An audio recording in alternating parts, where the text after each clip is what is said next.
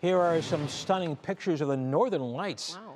These pictures are from Riverton, Wyoming. They've been released by the National Weather Service. And Peyton, you were saying, had the weather here been clear last night, which it was not, perhaps we would be able to see that as well. We would have if you got away from the city limits. Of course, light pollution plays a huge role into this, but the clouds were the huge damper on yesterday's conditions because it's a once in a million kind of thing to see. I mean, it's on my bucket list. It really is. Sure. Even central Missouri, view being from St. Louis. That is true. Saw the northern lights themselves. So folks even south of us had the opportunity to.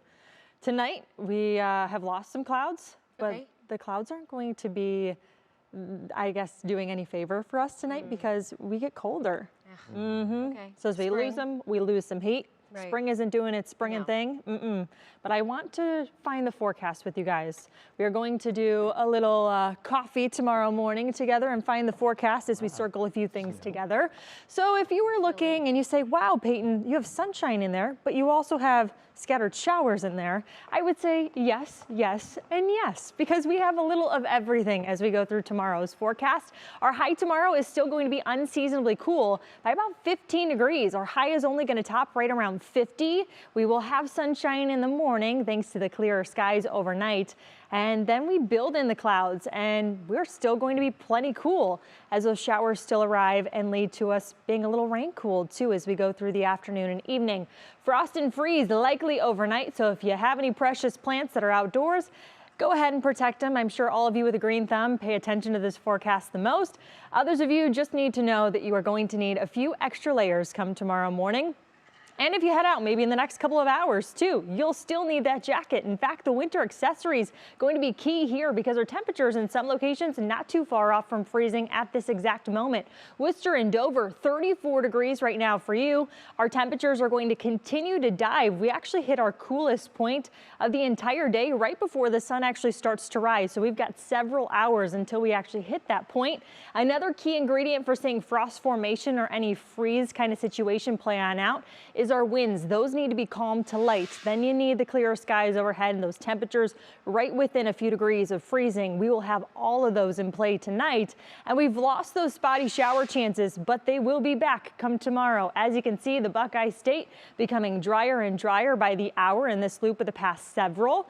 But you look a little bit further to the west and you know weather patterns work from west to east. We are going to have these showers that are now through Iowa, parts of Wisconsin and Illinois, make their way closer to Indiana and then to the Buckeye State, which then they arrive to northeast Ohio come tomorrow. So I mentioned the idea of sunshine. That is only going to happen very slim tomorrow morning. Brief at best across the area in your National Zymark hour-by-hour forecast. The lake, though, plays into a huge factor this time of the year.